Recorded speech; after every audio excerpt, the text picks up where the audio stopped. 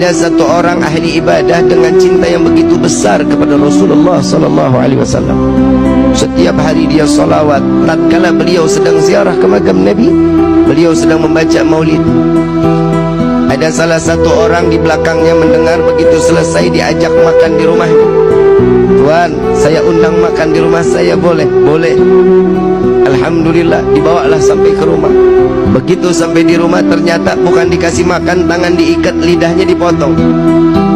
Kenapa? Saking bencinya karena orang tersebut terlalu menyanjung dan mengagungkan Nabi Muhammad SAW. Aku tidak suka tatkala engkau terlalu mengagungkan dan memuliakan Muhammad, karena Nabi Muhammad adalah bukan seorang Tuhan yang wajib kita muliakan dan kita agungkan. Dipotong lidahnya. Saat itu juga dilepas orang tersebut, lidahnya digenggam, mulut penuh sama darah, lidah digenggam, dibawa sampai ke depan makam Rasul sallallahu alaihi wasallam. Di dalam hati beliau mengatakan, ya Rasulullah, maafkan saya, bukan saya enggak mau salawat lagi kepadamu, tapi lidah saya saat ini sudah ada di tangan saya tidak lagi dapat menyanjung dan memuliakanmu dengan lidah yang sempurna. Saking sakitnya, darah yang begitu banyak, beliau pingsan. Di dalam pingsannya, beliau didatangi sesosok manusia yang tatkala beliau mengatakan, wahai hamba Allah, wahai hamba Allah, ketahuilah aku Muhammad yang saat ini datang menjengukmu. Biarkan lidah itu terputus, sekalipun jika engkau tetap mencintaiku, maka Allah akan berdekatan, Allah akan mengizinkan aku dekat denganmu, kata Nabi SAW. Namun si hamba Allah ini mengatakan, ya Rasulullah, tapi aku ingin bersalawat dengan fasihnya, dengan kegembiraan, dengan lisan yang penuh dengan kesempurnaan.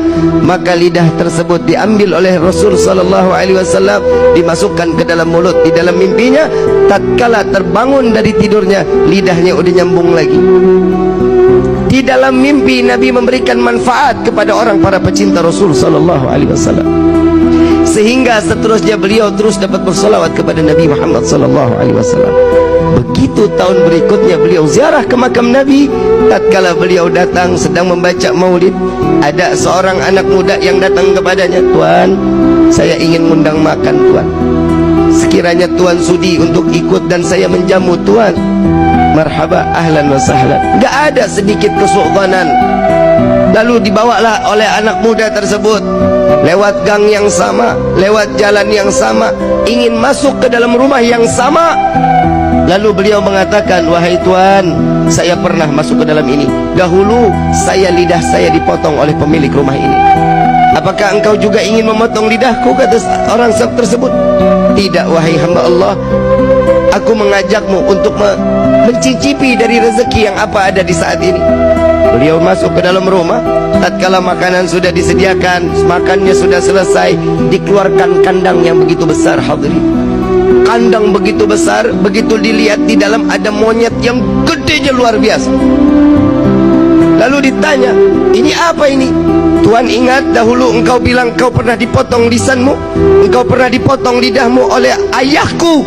Dia adalah ayahku yang Allah kutuk menjadi kerak yang besar. Maka wahai Tuan, maafkan ayahku, biarkan dia kembali dalam keadaan wujud yang sempurna. Maka hamba Allah ini mengangkat kedua belah tangan, ya Allah, aku maafkan orang tersebut yang telah membenciku dan membenci Nabi Muhammad SAW. Maka Allah rubah beliau dalam keadaan sempurna manusia tersebut, maka mati dalam keadaan membenci Rasulullah SAW. Na'udzubillahi min